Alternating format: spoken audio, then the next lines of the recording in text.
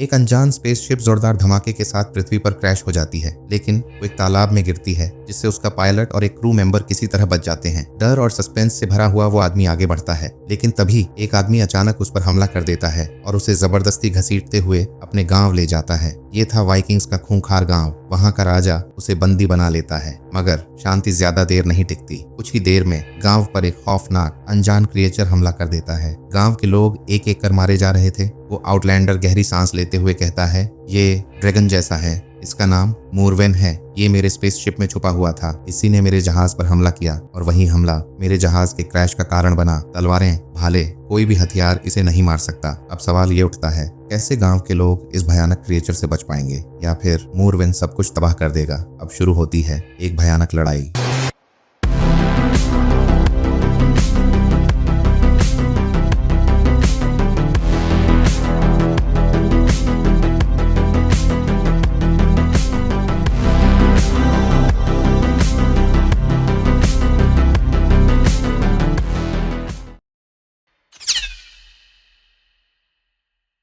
Film की शुरुआत में हमें एक स्पेसशिप दिखाया जाता है जो बड़ी ही तेजी से पृथ्वी की ओर आ रही होती है और देखते ही देखते पृथ्वी पर जोरदार क्रैश हो जाती है।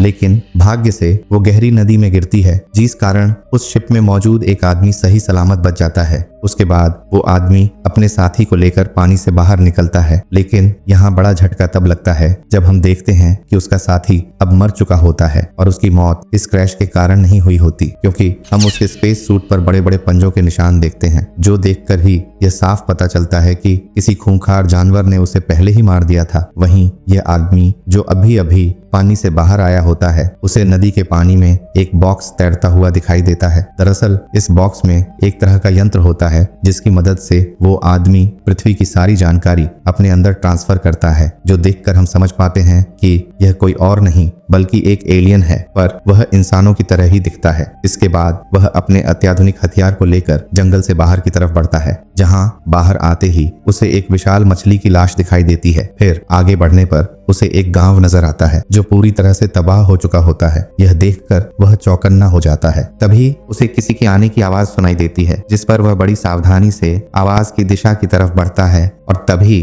अचानक से एक घुड़सवार उसे अपने घोड़े से टक्कर मार देता है, जिससे उसका हथियार पानी में गिर जाता है और वह घुड़सवार उस आदमी को अपने गांव में ले आता है। इसके बाद सीन शिफ्ट होकर गांव के राजा की तरफ मुड़ जाती है, जो अपनी बेटी प्रिया के साथ तलवारबाजी का अभ्यास कर रहा होता है। वहीं अभ्यास के दौरान राजा अपनी बेटी से कहते हैं कि उसे वुल्फिक से शादी कर लेनी चाहिए, क्योंकि मेरे बाद अगला राजा वुल्फिक ही बनेगा। लेकिन प्रिया इस बात के लिए साफ मना कर देती है। फिर अभ्यास के बाद हम वुल्फ्रिक को देखते हैं, जो वही घुड़सवार होता है जिसने उस एलियन आदमी को यहाँ पर लाकर छोड़ दिया था। वुल्फ्रिक राजा को बताता है कि गनर का गांव पूरी तरह से तबाह हो चुका है और वहाँ हर तरफ खून ही खून फैला है, लेकिन हैरानी की बात यह है कि वहाँ पर किसी की लाश ही नहीं मिली। यह सुनकर राजा भी हैरान हो जाते हैं और सवाल करते हैं, क्या तुम्हें कोई सबूत मिला कि हमला किसने किया? जिस पर वुल्फ्रिक बताता है कि मुझे उस गांव में एक अनजान शख्स दिखाई दिया जिसे मैं बंदी बनाकर ले आया हूँ। तब राजा कहते हैं, उस आउटलैंडर से पूछो कि क्या उसे इन सब के पीछे का कारण पता है। दरअसल आउटलैंडर किसी बाहरी व्यक्ति को कहा जाता है। वहीं राजा इस बात से काफी घबराए हुए थे, क्योंकि गन्नर अपने कुछ साथियों के साथ कहीं गया हुआ था और जब वो वापस आकर अपने गांव की हालत देखेगा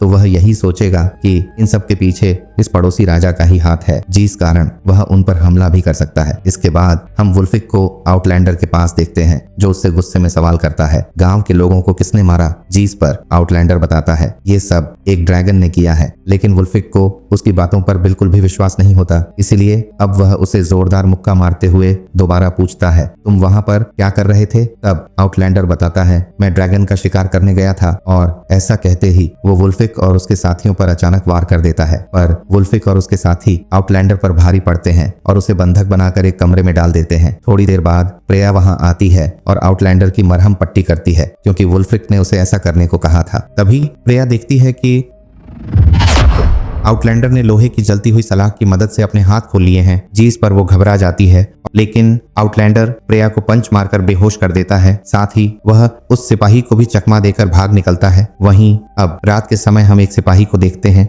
और तभी एक तेज रोशनी के साथ कोई उस पर जोरदार वार करता है और उसे जान से मार देता है, जिस कारण दूसरा पहरेदार पूरे गांव को अलर्ट कर देता है। अब ढेर सारे सैनिक ये सोचकर इकट्ठा हो जाते हैं कि शायद गन्नर ने हमला कर दिया है, लेकिन इस हमले के पीछे एक अजीब सा जानवर का हाथ होता है जो एक एक करके कई लोगों को बेरहमी से मार देता है। और तभी आउटलैंडर की नजर उस जानवर पर पड़ती है, जिस पर वह चौंकते हुए कहता है मोरुविन, लेकिन वो जानवर एक आदमी की लाश लेकर वहां से चला जाता है, जिसके पीछे आउटलैंडर भी जाने की कोशिश करता है, लेकिन तब तक वुल्फिक वहां पर आकर उसे पकड़ लेता है। जिसके बाद अगले दिन राजा, वुल्फिक और कुछ लोग चिंतित होकर ये डिस्कस करते हैं कि आखिर इन सब के पीछे कौन है, क्योंकि लोगों की लाश पर बड़े बड़े पंजों के निशान देखकर वो समझ चुके थे कि ये काम गनर का नहीं है। तब एक प्रीस्ट कहता है ये काम लुसिफर नाम के शैतान का है, जो सुनकर वुल्फिक कहता है कि ये काम किसी भालू का है, लेकिन तब भी आउटलैंडर को वहां लाया जाता है, जिससे राजा कहते हैं पहले गनर के गांव पर हमला हुआ और फिर कल रात हम पर, जिसमें हमारे 5 आदमी मारे गए। और ऐसा कहकर राजा सवाल करते हैं क्या तुम अपने ड्रैगन के बारे में और बता सकते हो? तब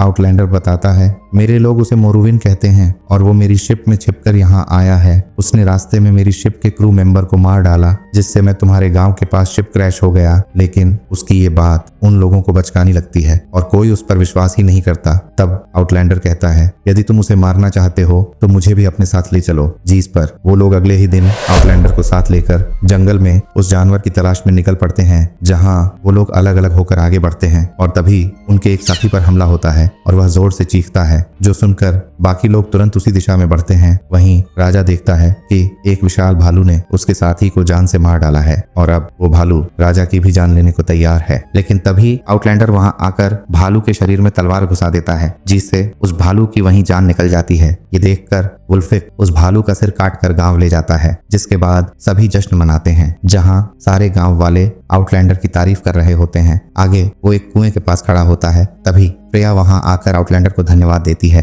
क्योंकि उसने राजा की जान बचाई थी। तब आउटलैंडर उसे अपना नाम बताता है, मैं कायनान हूँ। और फिर कायनान फ्रेया से कहता है तुम्हारे गांव के लोगों को भालू ने नहीं बल्कि मोरुविन ने मारा है। वो ये सब बता ही रहा होता है कि तभी एक पहरेदार को तीर आकर लगती है और उसके बाद एक और तीर दूसरे पहरेदार को लगती है। ये देखकर फ्रेया तुरंत बाकी लोगों को बताती है गनर ने हमला कर दिया है। ये सुनकर गांव के लोग भी गनर का सामना करने के लिए हथियार लेकर उसकी ओर बढ़ते हैं। अब हम गनर को देखते हैं जो एक एक करके बहुत से लोगों को मारता हुआ राजा को मारने आगे बढ़ता है, लेकिन इससे पहले कि वो राजा को मार पाता, कायनान आकर गनर को धक्का देता है, जिससे राजा की जान बच जाती है। तब गांव के लोग गनर और उसके साथियों को खदेड़ देते हैं और तभी जाते जाते गनर राजा को धमकी देता है, तुमने मेरे गांव के लोगों को मारा है और मैं इस बात का बदला जरूर लूंगा। गनर ऐसा कहकर वहां से जंगल की तरफ चला जाता है। इस तरफ वुल्फिक और उसके साथी एक ऊंची दीवार पर खड़े होकर उन्हें देख रहे थे, जबकि दूसरी तरफ गनर के एक साथी पर मोरुविन का हमला होता है। ये देखकर पहले तो गनर उससे लड़ने जाता है, लेकिन इतने भयानक जानवर को देखकर वो सब भागते हुए राजा के गांव की ओर आने लगते हैं। ये देखकर वुल्फिक तुरंत तीर चलाने का आदेश देता है, जिस कारण गनर के कुछ लोग तीर लगने से मारे जाते हैं। लेकिन तभी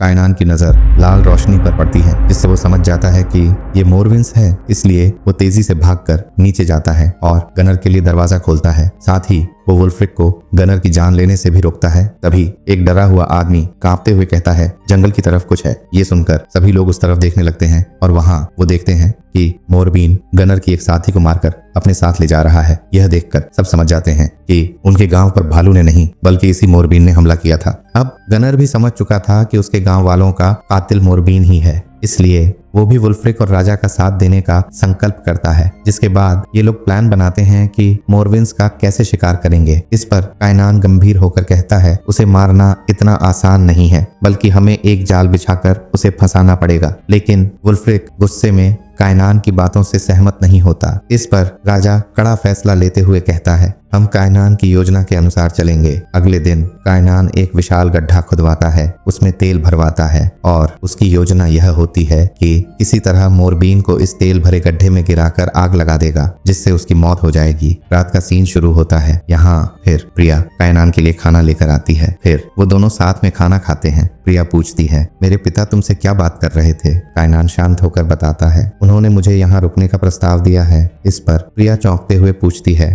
तुमने फिर क्या जवाब दिया? कायनान धीरे से कहता है, तुम लोग मेरे बारे में जानते क्या हो जो मुझे अपने साथ रहने का प्रस्ताव दे रहे हो? इस पर प्रिया थोड़ी झिझकते हुए कायनान से उसके बारे में पूछती है। तब कायनान भारी दिल से बताता है, मैं पृथ्वी के बाहर से आया हूँ। हमारे लोग भी बिल्कुल तुम्हारे लोगों जैसे ही थे और उन्हें भी अपने राज्य का दायरा बढ़ाना था। इसलिए हमने एक प्लैनेट पर हमला कर दिया जहाँ लाखों की संख्या में मोरविन्स रहा करते थे। हमने उन पर बम गिराकर उन्हें मार डाला और जो बच गए उनका एक एक करके गोलियों से शिकार किया। यह सुनकर प्रिया सहानुभूति से कहती है, तुम सिर्फ अपने राजा का आदेश मान रहे थे, तुम्हारे पास कोई चॉइस भी नहीं थी। लेकिन कायनान कहता है, हमारे पास हमेशा चॉइस होती है। वो जगह मोरविन्स की थी, न कि हमारी। उन्हें मारने से पहले एक बार भी नहीं सोचा। फिर मेरे राजा ने इस बात से खुश होकर मेरे परिवार के लिए अलग से एक कंपाउंड दिया। फिर एक दिन जब मैं किसी मिशन पर था, मुझे पता चला कि एक मोरविन बच निकला था और उसने कंपाउंड में घुसकर सबकी जान ले ली। उस दिन मेरी पत्नी और बच्चे मारे गए। ये सब सुनकर प्रिया खामोश हो जाती है। फिर वह अपने परिवार की खानदानी तलवार कायनान को देती है। कायनान तलवार लेकर बाहर निकलता है जहां उसे वुल्फ्रिक मिलता है। वुल्फ्रिक कायनान को अपने साथ गांव के मुख्य द्वार पर ले जाता है। वहां कायनान मशाल लेकर जंगल की तरफ फेंकता है और उस मशाल की रोशनी में उन्हें मोरबीन दिखता है जो तेजी से भागता हुआ कायनान और वुल्फ्रिक की तरफ आता है, जिस पर ये दोनों उस तेल से भरे गड्ढे के ऊपर से होते हुए अंदर आते हैं। लेकिन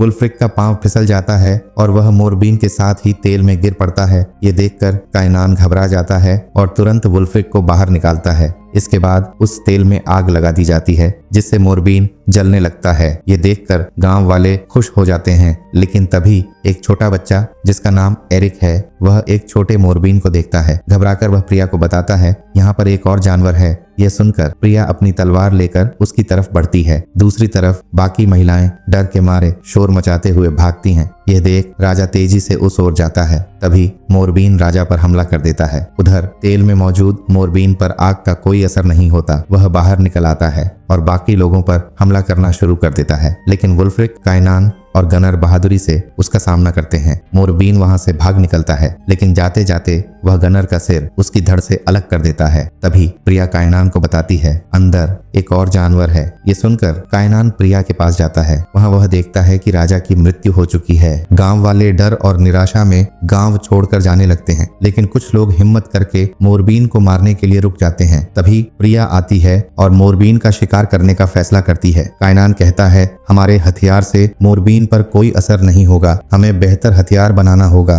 यह कहकर वह प्रिया और वुल्फ्रिक को साथ लेकर नदी की तरफ जाता है। नदी में डुबकी लगाकर वह अपने शिप तक पहुंचता है। तभी उसे एक मोरबीन दिखाई देता है। कायनान सावधानी से बिना शिप को नुकसान पहुंचाए वहां से एक मेटल का टुकड़ा लेकर पानी की सतह पर आता है, लेकिन वुल्फ्रिक बेहोशी की हालत में होता है। उधर प्रिया गायब हो चुकी होती है। कायनान वुल्फ्रिक को लेकर गांव लौटता है। वहां वह अपने मेटल से एक तलवार बनाता है जो लोहे से भी ज्यादा मजबूत होती है। इसके बाद वह लोग उस तलवार को लेकर कुएं के पास आते हैं। वहां वे देखते हैं कि कुएं का पानी अब लाल हो चुका है। यह देखकर कायनान समझ जाता है, हो ना हो वह छोटा मोरबीन इसी कुएं के रास्ते गांव में आया था। कायनान बाकी लोगों को लेकर कुएं में प्रवेश करता है। पानी के रास्ते गुफा जैसी जगह पर पहुंचते हैं। वहीं गुफा के अंदर प्रिया भी होती है जो अब तक भाग्य से जिंदा थी। प्रिया चारों तरफ देखती है और वहां उसे इंसानों की लाशें ही लाशें नजर आती हैं। तभी बाकी लोग भी वहां पहुंच जाते हैं। तभी छोटा मोरबीन उन पर हमला कर देता है। इस हमले में उनके कई साथी मारे जाते हैं, लेकिन कायनान अपनी नई तलवार से मोरबीन को मार गिराता है। दूसरी तरफ एक और छोटा मोरबीन प्रिया पर हमला करता है। प्रिया जोर से चीखने लगती है। यह सुनकर कायनान और वुल्फ्रिक भागते हुए प्रिया के पास पहुंचते हैं। इससे पहले कि वह मोरबीन प्रिया का शिकार कर पाता, कायनान अपनी तलवार प्रिया को देता है, जिससे प्रिया उस मोरबीन को मार गिराती है। इसके बाद ये लोग बाहर की ओर जाने लगते हैं, लेकिन तभी वो विशाल मोरबीन उन्हें देख लेता है। वह वुल्फ्रिक पर जानलेवा हमला करता है और वापस गुफा के अंदर चला जाता है। कायनान हिम्मत जुटाकर अपनी तलवार लेकर उस मोरबीन की तलाश में फिर से गुफा के अंदर चला जाता है। वहां वह उसे किसी तरह गुफा के पीछे बहने वाले झरने से नीचे गिराकर मार डालता है। इसके बाद कायनान वुल्फ्रिक के पास जाता है जो अपनी आखिरी सांस ले रहा होता है। यहाँ कायनान वुल्फ्रिक को अपना बैज देता है जो उसे राजा की मृत्यु के बाद मिला था। दरअसल ये बैज उस राजा के पास होता था, जिसका मतलब है कि राजा की मृत्यु के बाद वुल्फ्रिक ही गांव का नया राजा बनता। लेकिन वुल्फ्रिक अपनी मृत्यु के बाद कायनान को राजा बनाना चाहता है। बैज देने के कुछ ही पल बाद वुल्फ्रिक भी दम तोड़ देता है। इसके बाद फ्रिया और कायनान उस जगह से निकलकर पहाड़ी की चोटी पर पहुंचते हैं। वहां वे देखते हैं कि गांव के लोग नावों पर सवार होकर जा रहे हैं। तब वे उन्हें आवाज देकर वापस बुलाते हैं। सभी लोग मिलकर प्रिया के पिता और वुल्फ्रिक की लाश को श्रद्धांजलि के तौर पर एक नाव में रखकर पानी में बहा देते हैं। कायनान जलते हुए तीर से उस नाव को आग लगा देता है। मूवी के आखिरी सीन में कायनान नदी से एक कम्युनिकेशन डिवाइस निकालता है। वह उससे सिग्नल भेजकर एक शिप को बुलाता है, लेकिन कायनान अपनी तलवार से उस डिवाइस को ही नष्ट कर देता है। इससे वो शिप वापस स्पेस में चली जाती है और इसी के साथ मूवी समाप्त हो जाती है। मूवी खत्म होने के बाद कई सवाल आपके मन में होंगे। कायनान ने वो डिवाइस क्यों नष्ट किया? क्या वह वापस अपने प्लेनेट नहीं जाना चाहता था? मेरे हिसाब से इसका जवाब यही है कि कायनान जानता था कि उसके लोग जिन्होंने मोरविंस का प्लैनेट छीन लिया था, यही हाल पृथ्वी का भी कर सकते थे। इसलिए उसने डिवाइस को नष्ट कर दिया। एक और वजह यह हो सकती है कि कायनान का परिवार खत्म हो चुका था, जबकि पृथ्वी पर उसे प्रिया के रूप में पत्नी और एरिक के रूप में बेटा मिल गया था। और इसी के साथ हैप्पी एंडिंग के साथ ये मूवी यहीं समाप्त हो जाती है। अगर आपको हमारी यह कहानी पसंद आई हो तो कृपया लाइक करें, शेयर करें और हमारे चैनल को सब्सक्राइब करना न भूलें, ताकि आप इसी तरह की और रोमांचक कहानियों का लुत्फ उठा सकें।